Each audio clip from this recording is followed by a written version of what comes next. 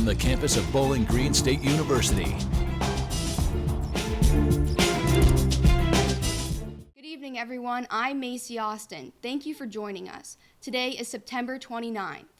People around the world are mourning the loss of Justice Ruth Bader Ginsburg. Reporter Gabe Wagner looks back on the Supreme Court icon. Supreme Court Justice Ruth Bader Ginsburg passed away Friday, September 18th. Behind her, Justice Ginsburg left behind a legacy of fighting for women's rights and gender equality. Ginsburg was known for being a liberal Supreme Court justice, championing for progressive court rulings. BGSU professor Joshua Austin highlights Ruth Bader Ginsburg's collaborative behavior in the courtroom. But I think that we can also lose sight of the fact that she was still there working with her conservative colleagues in a very collaborative way. RBG's untimely death has created a fight between Democrats and Republicans on how to fill her seat. Democrats want the president and Senate to hold off on the nomination and approval process, allowing whoever wins the November election to nominate a justice. Meanwhile, Trump and Senate Republicans claim despite the close proximity to Election Day, they still have the right to hear and approve the president's nomination for the Supreme Court seat, a process Trump has officially started on Saturday, September 26, by nominating federal appeals court judge Amy Coney Barrett to fill Ruth Bader Ginsburg's seat. Professor Joshua Austin suggests this may not be the smartest move for Senate Republicans up for re-election. But my read, even last Friday, when I started processing this, was that it would be very bad for moderate Republicans running for re-election right now. Or even if the Republicans themselves are not moderate, but if they're running in states that are more purple than red or blue, that could pose a real challenge for them. Americans can expect to see the true impact of the GOP's decision come Election Day.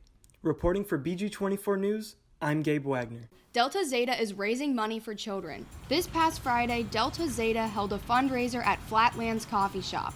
Funds will go towards the group's philanthropy, the Painted Turtle Camp. It is a free camp for terminally ill kids, giving them their own camp experience. They just do a great job accommodating for these kids and just providing them with like a really fun summer camp experience and making sure that they don't need to worry about their medical conditions while they're there. Last week was Rail Safety Week. I spoke with Bowling Green Police to see what you can do to stay safe. September 21st through the 27th is Rail Safety Week. Bowling Green has train tracks that separate the downtown area from the campus, leaving a lot of students crossing the tracks. Ohio ranks as the 9th highest state for railroad collisions involving vehicles and 11th for pedestrian accidents. Bowling Green Police Officer Sergeant Scaff has handled 2 train accidents in his time working for BGPD. And I have handled 2 fatalities where people got struck by a train in BG and killed. The BG Police are teaming up with Operation Clear Track, the largest railroad safety program in the country, for their 2nd year. What we did is we actually had officers scheduled at the railroad tracks kind of there at Worcester, all throughout the day, basically educating people as they were crossing the tracks about what to do to maintain, distance when the train's coming, things like that. Due to COVID, the BGPD are not able to have officers educating citizens in the same ways that they did in prior years. This year, because of COVID, it's all virtual. This year, they are informing citizens of Rail Safety Week on social media platforms.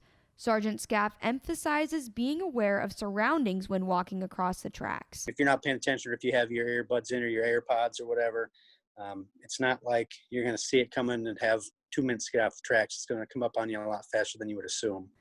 He also says it's important to cross the tracks in the correct areas. That's honestly the biggest thing. Just cross where you're supposed to. Should be common sense, but unfortunately it's not. Scaff also says there are liability issues with trespassers loitering on the tracks. Typically, those railroads, they own the tracks and basically have an easement on each side of the track. Some of them go up to like 50 to 100 feet on each side of the track. So technically the railroad owns that property. So some of the laws that would correspond to that would be essentially if you're trespassing, you could be cited for that. And in sports, head football coach Scot Loeffler took a major pay cut. Reporter Jake Elston finds out why. He knows what we had to cut out of the football budget. And his top priority is taking care of the student athletes. Even in just his short time coaching for the Falcons, Coach Loeffler has shown how dedicated he is to the program. While COVID-19 has forced budget cuts to occur, Loeffler made it clear where he wanted his salary cut to go: back into the program for his athletes. With the help of Bob Moosberger, Director of Athletics, and others, they were able to make this happen. And, his wife and they're a great family. They have 2 children, and they said, you know what? We can make this work, and I want to give back. He took the salary cut and redirected it to the football budget for the support of his student athletes and their nutritional needs, the cost of attendance, just trying to help out in those areas where we had to make some cuts to his program. Dean Pease, a BGSU football alumnus and 2-time Super Bowl champion, matched the contribution made by Loeffler to the program. Pease, who spoke at commencement just a few years ago, still has strong ties to the area and a great love for BG.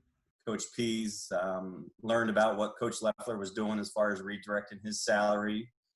He went home and talked to his wife and picked up the phone and called Coach Loeffler and said, I want to match your contribution. And it was outstanding testament to Dean Pease and his wife, Melanie, kind of people that they are and the support that they want to give. And it just shows, again, that philanthropic giving, our alumni can really help us get through this.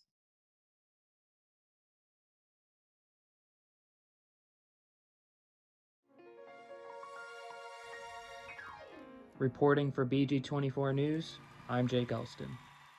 And that will do it for BG24 News. Find more on bgfalconmedia.com.